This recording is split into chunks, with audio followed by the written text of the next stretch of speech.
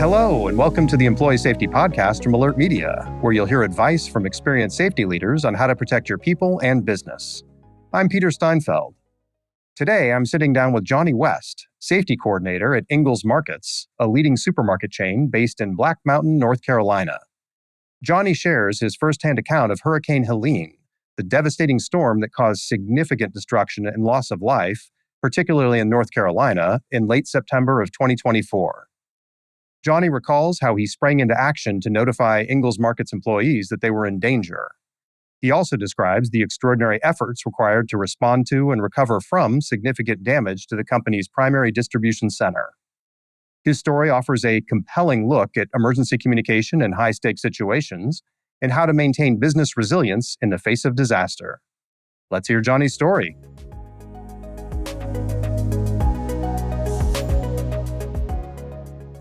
Welcome, Johnny. Thanks so much for being here. Thanks for having me, Peter. I'm excited to be here. So let's start by having you tell us a bit about your role at Ingles Markets and what a typical day looks like for folks at the distribution center.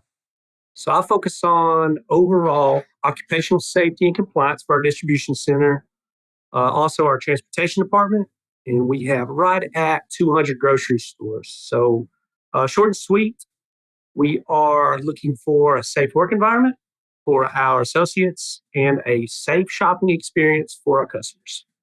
I'm at the distribution center almost every day of the week, and that is in beautiful Black Mountain, North Carolina. So we're boots on the ground 7 days a week throughout several different departments. We are receiving, we are storing, shipping product. We are maintaining the building, the property. We are slicing cheese, manufacturing ice. So there's always something going on. So for a large grocery chain, it seems like the distribution center is pretty critical to the overall supply chain. Is that a fair statement? This is our only distribution center.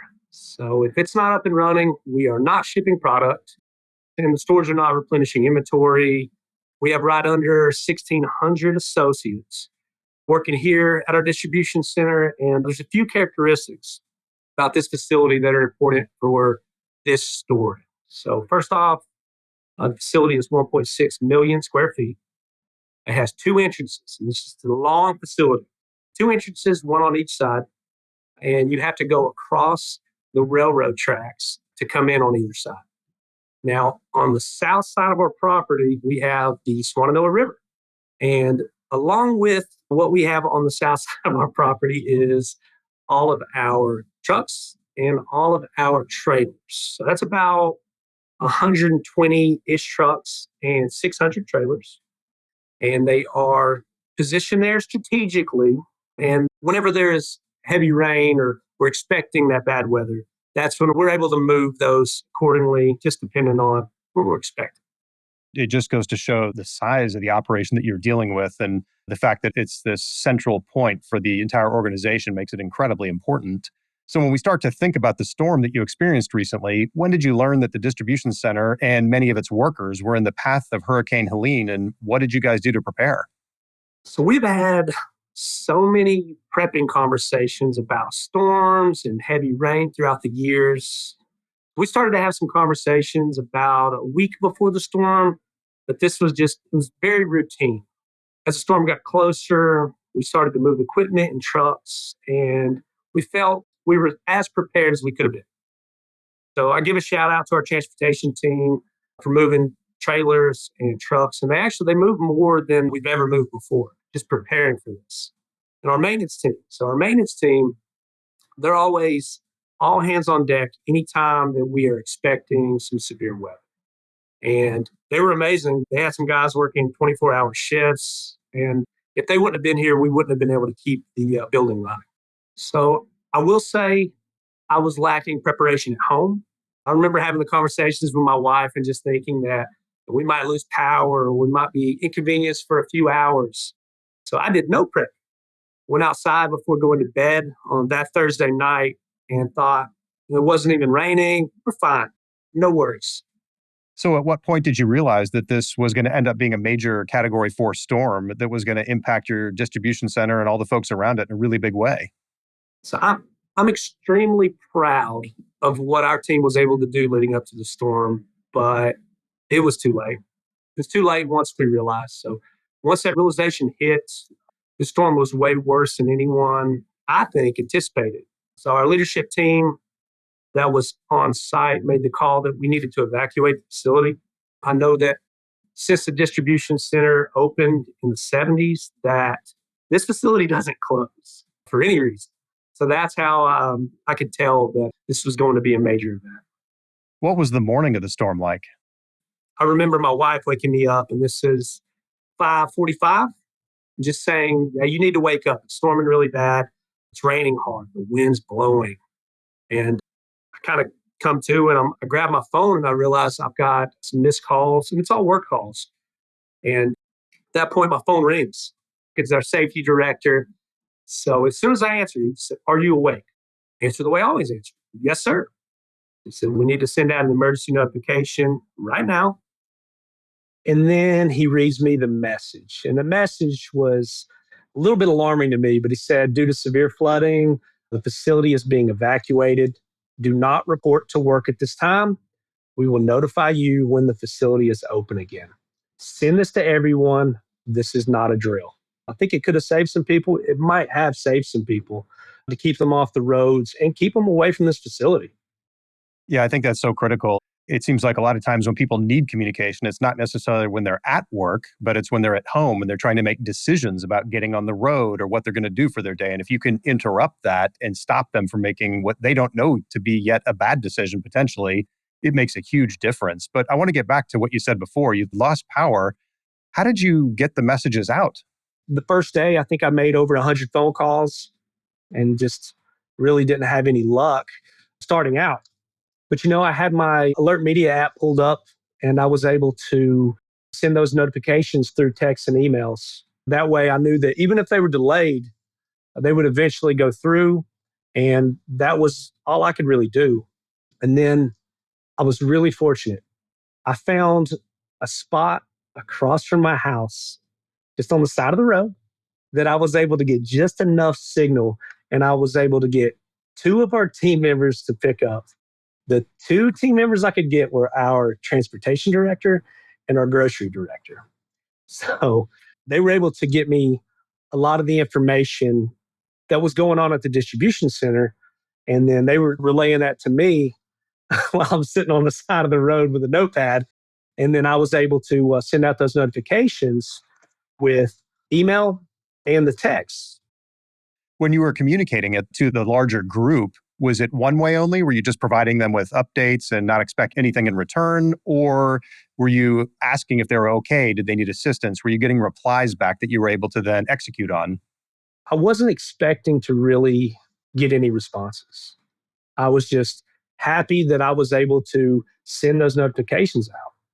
Where I really hit a wall, felt overwhelmed, was one of my roadside notifications that I sent out had over 120 responses.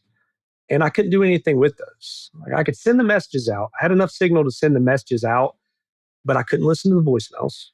I couldn't respond to any of the messages. And at this point, you're seeing some pretty rough messages. You're seeing, "Hey, I lost my car in the flood," or "My house was destroyed. I'm trying to come up with somewhere to stay." And just whenever, just kind of head down and not knowing what to do, luck struck again.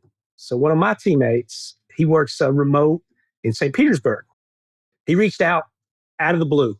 And it was just one of those magical messages that came through.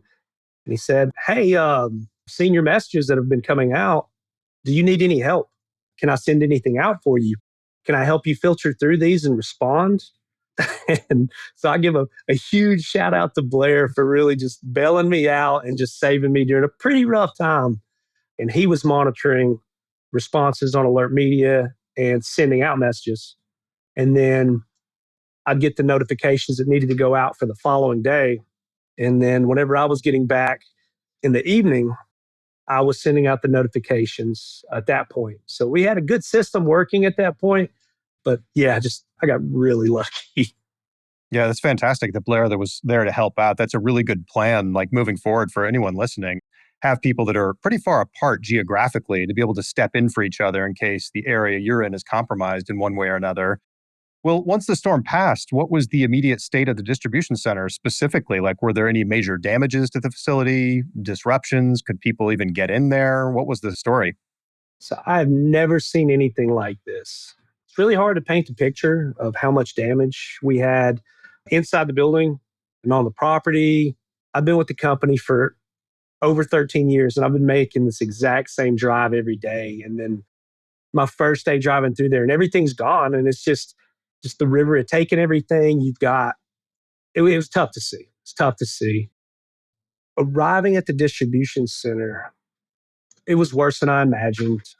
Now, I don't have the numbers for the financial impact on anything, but I can tell you that we had over 800,000 square feet of this warehouse that had flood damage, more products than you could imagine that's completely destroyed and it just had to be thrown away. Mm. Everything that was really on the floor, on the ground level, it's destroyed.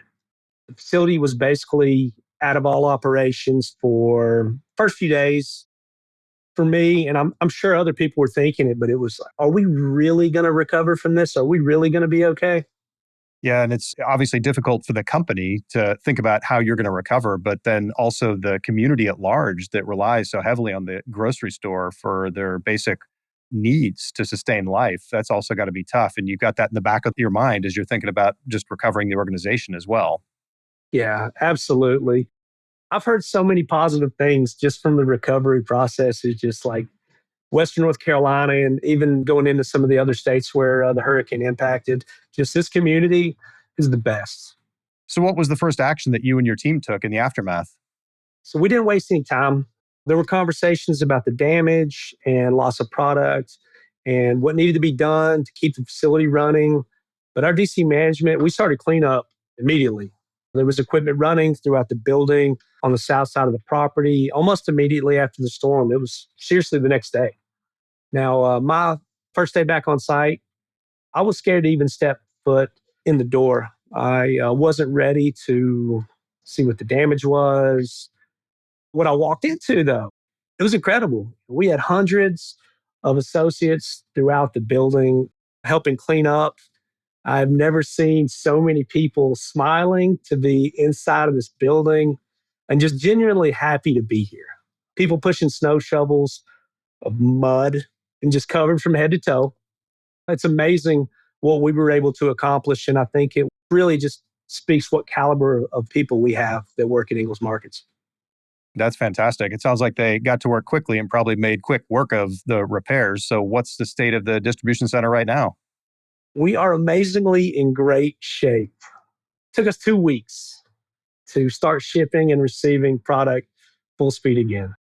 We had some limits set in place, but we were fully operating, just different look, much different look. There have been so many Ingles people that have contributed to get us here. Also, just construction crews. We had cleaning companies, painters, electrical personnel. List goes on and on. As of today, we are back full speed. Even though there was significant damage, it's in the rearview mirror. For people that didn't know that there was a hurricane, you really wouldn't even know that this place was affected. So it's comeback has been just remarkable.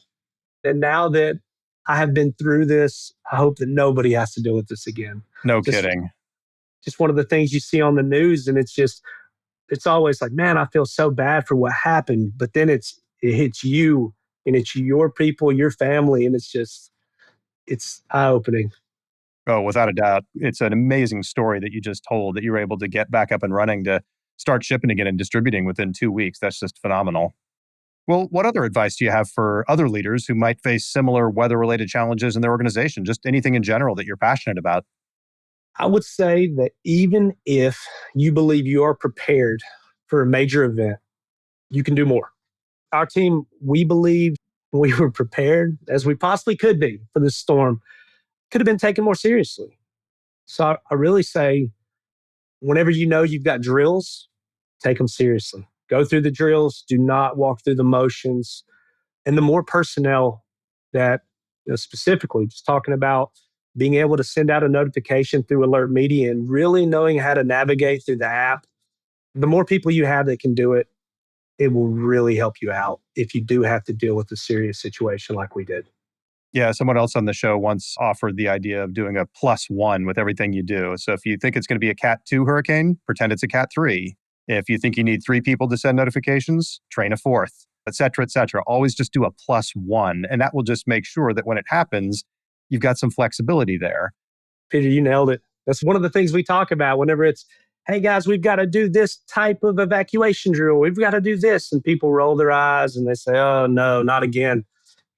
I think it's a lot easier to pass that information along and just having everybody on the same page and really understanding the purpose and just buying in.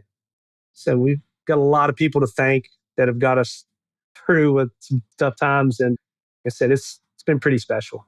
Well, Johnny, thank you so much for being on the show and for your willingness to share this experience. I know it's tough, so hopefully your hard-earned insights will make a real difference in outcome for someone faced with a similar situation in the future. I appreciate you for having me, Peter. You bet. To learn more about Johnny and his work with Ingles Markets, click the links in the show notes. You can also view the video of this episode on YouTube. Don't forget to subscribe, rate, and review the show wherever you get your podcasts. Stay safe out there.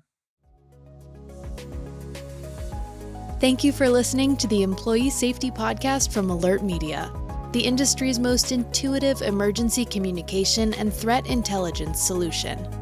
To learn more about how to protect your people and business during critical events, visit alertmedia.com. Until next time.